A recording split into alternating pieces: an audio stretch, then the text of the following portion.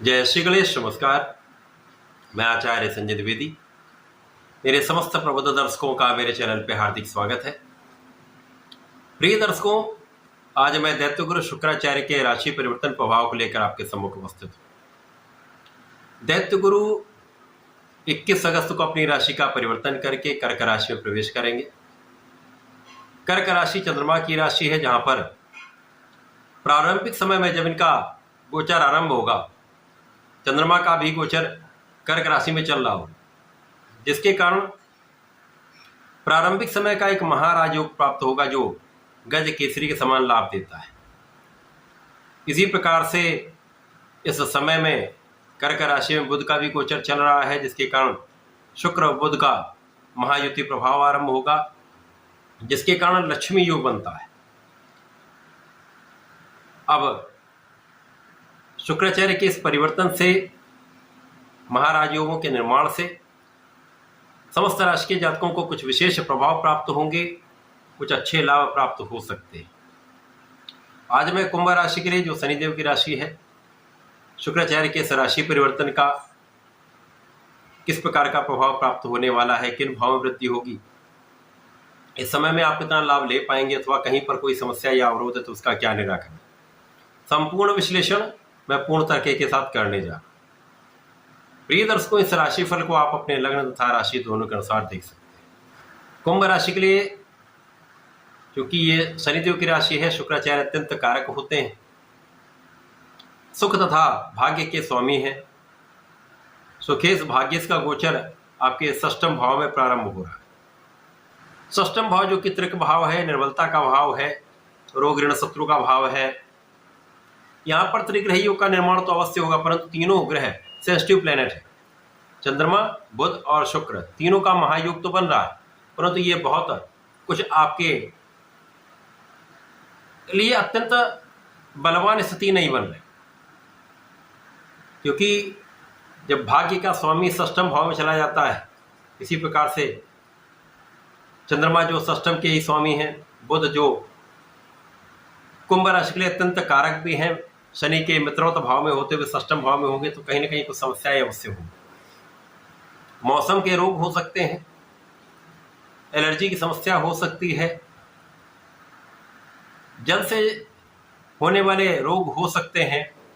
अतः यहाँ पर आपको बहुत ध्यान देना होगा, अपने खाने पीने पर ध्यान रखना होगा, बाहर के खाने पीने से बचना होगा। इसी प्रकार से इस समय में कुछ ऐसी स्थितियां बनती हैं जब कुछ विवाद की संभावनाएं होती हैं, तो इस समय स्वार्थी मित्रों का त्याग कर दें, बिना कारण किसी भी विवाद में पड़ने से बचें। विवादों से दूर रहेंगे तो समस्याओं से दूर रहेंगे। इसी प्रकार से भोग विलास का त्याग कर देना चाहिए। किसी प्रकार की एडिक्शन हो तो एडिक्शन का त्याग कर दें, व्यसनों का त्याग करें तो आपके लिए यह समय अत्यंत बलवान रहेगा, क्योंकि बहुत सारी समस्याएं अपने आप सुलझ जाती हैं। यात्राएं आपके लिए अच्छी रह सकती हैं, यात्राओं से आपको लाभ भी प्राप्त होगा, विदेश जाने का योग बन सकता है।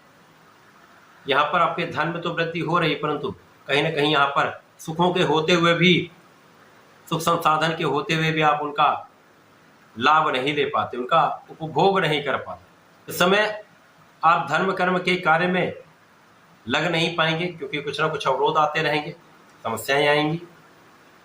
परंतु इस समय में आपको धर्म के मार्ग पर बने रहना है, आध्यात्मिक रहना है। इसी प्रकार से इस समय पिता के स्वास्थ्य में अथवा पिता के मान सम्मान में कहीं ना कहीं कुछ कमी का योग बनता है। ये समय ऐसा है कि जब आप ऋण लेने से समस्या में आ सकते हैं। बिना कारण ऋण लेने से आपको बचना चाहिए। यदि आपने पहले से ऋण लिया हुआ है तो उसकी अधिकता आपके लिए कहीं ना कहीं कष्टकारी बन सकती है। इस समय में अपने वाणी पर आपको नियंत्रण रखना चाहिए, अपने को सकारात्मक रखना चाहिए तथा इस समय में परिवार से बनाकर रखना चाहिए। यद्यपि यहां पर बुध की स्थिति विपरीत राजयोग में है, तो यहां यदि आप कुछ प्रयास करते रहेंगे, अपने कार्य क्षेत्र में निरंतर लगे रहेंगे, परिश्रम करते रहेंगे, तो कहीं ना कहीं से आपको लाभ की स्थिति दिखती है। शुक्राचार्य यहाँ पर जब षष्ठम भाव में होते हैं तो बहुत निर्बल तो नहीं कहे जाएंगे, परंतु यहाँ पर महिलाओं से संबंधित किसी भी विवाद से बचना चाहिए तथा महिलाओं का आदर करना चाहिए। उनका मान सम्मान करेंगे तो इस समय का सही उपयोग आप कर पाए। आपको भगवान भोलेनाथ की आराधना करनी चाहिए, पंचामृत से अभिषेक करना चाहिए तथा चंदन की सुगंधि का अर्पण करना चाहिए। यदि आप ऐसा करते हैं तो इस समय में समस्याओं के निवारण का मार्ग मिलेगा तथा लाभ की स्थिति बनेगी। तो ऐसा करके इसका लाभ लें। धन्यवाद, नमस्कार।